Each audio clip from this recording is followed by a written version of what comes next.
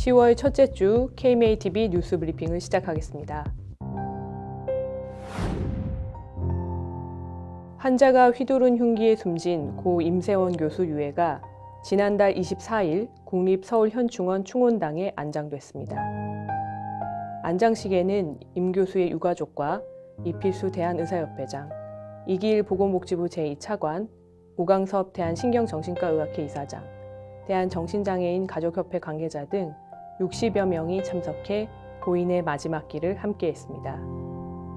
임 교수는 지난 2018년 12월 31일 진료 중인 환자가 흉기를 휘두르자 진료실 밖으로 뛰쳐나와 도망가라며 소리쳐 간호사를 구하고 자신은 흉기에 찔려 숨졌습니다. 이 사건을 계기로 의료기관의 비상벨 설치와 보안 인력 배치를 의무화한 임세원법이 만들어졌고 정부는 고인을 의사자로 인정해 국립묘지 안장을 결정했습니다. 국민건강보험공단 내부의 각종 비위 행태가 드러나 파문이 확산되고 있습니다.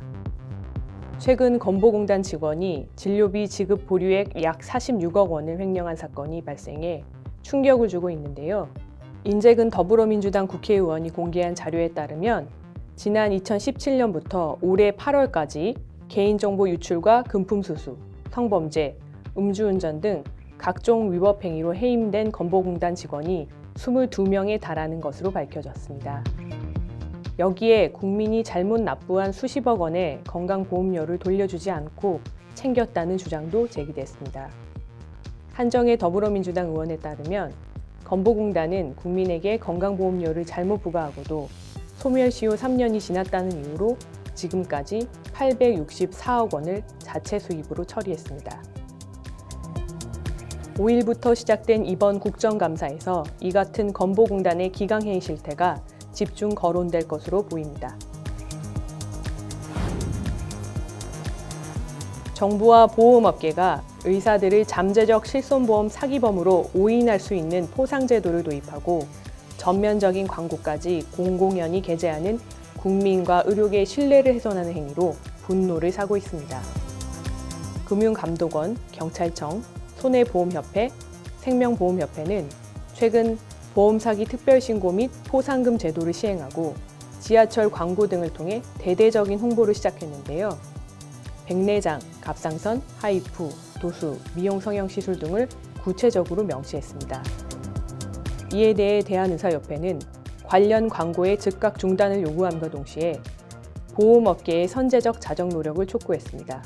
특히 보험 사기의 중심이 의료기관이 아니라 보험 상품의 설계상의 허점과 수익 구조를 잘 알고 있는 보험업계 종사자들이 브로커가 되어 보험 사기를 기획하고 범죄로 유인하는 것이 근본적이라 비판하며 대다수의 선량한 의료기관들을 사기 집단으로 매도하는 등 국민에게 부정적인 선입관을 심어주고 최대 5천만 원에 달하는 금액을 걸고 의료기관 내부의 균열을 선동, 유도하는 행위임을 비판했습니다.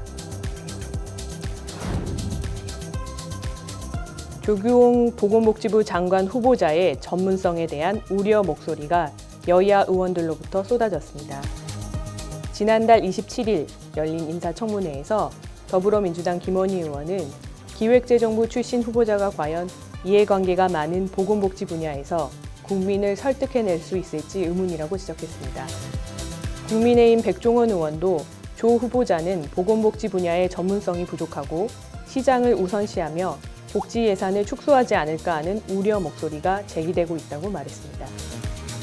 이에 대해 조 후보자는 지난 30년간 재정 업무를 담당하면서 보건복지 업무를 경험하고 전문성을 쌓아왔다고 반박했습니다. 한편 조 후보자는 필수 의료 확충과 지역 가산수가 도입에 의지를 나타냈고 의대 신설 등 의사 인력 확대에 대해서는 코로나19 안정화 이후 의정협의를 통해 재논의한다는 의정협의 결과를 따르겠다는 뜻을 밝혔습니다. 의료계와 정부가 필수 의료 강화 대책 논의를 본격화한 가운데 수가가 정상화되지 않으면 필수 의료 해결은 어렵다는 지적이 나와 눈길을 끕니다. 최근 국민의힘 서정숙 의원 주최로 열린 토론회에서 박은철 연세대 보건정책 및 관리연구소장은 자유시장과 달리 가격과 인력이 통제되는 의료시장에서는 공급과 수요가 일치하지 않는 상황이 얼마든지 나올 수 있다고 지적했습니다. 필수 의료 인프라 부족 문제가 가격 통제 때문이라는 지적인데요. 박 교수는 응급의료와 야간 및 공휴일 근무 가산, 중증 수술과 중환자실 수가를 인상할 것을 제안했습니다. 이날 토론회에 참석한 이상훈 대한의사협회 부회장은 중증 응급의료를 안정적으로 제공하기 위해선 의사의 중과실에 의한 의료사고가 아닌 경우 불합리한 형사처분을 받지 않도록 하는 의료분쟁특례법을 제정해야 한다고 지적했습니다. 코로나19로 심각한 경영난을 겪고 있는 지방의료원들이 정부의 도움을 요청했습니다. 전국 35개 지방의료원 원장들은 최근 공동 건의서를 통해 6개월로 제한되어 있는 지방의료원 재정 적자 보전 기간을 늦춰달라고 요청했습니다. 원장들은 전담병원으로 지정된 2년여 동안 일반 진료 기능을 잃어버려 고급 의료 인력이 유출됐고 전담병원이라는 인식 때문에 건강검진센터, 장례식장 등 부대시설까지 이용이 줄어들었다고 밝혔습니다. 특히 지방의료원들의 평균 병상 가동률은 50% 미만에 불과하다고 지적했습니다. 원장들은 진료 기능이 정상화될 때까지 정부가 지방의료원의 적자 해소를 위해 지원해야 한다고 주장했습니다. 한의사가 국소마취제를 사용하다 적발돼 벌금형을 받았습니다. 전국의사총연합에 따르면 서울의 한 한의원은 약침에 리도카인을 섞어 투약한 사실이 드러나 경찰에 고발됐는데요. 리도카인은 현행법상 의사와 치과의사만 처방할 수 있는 전문의약품입니다. 전의총이 고발한 이 한의원 원장은 벌금 800만 원의 약식명령 처분을 받았습니다.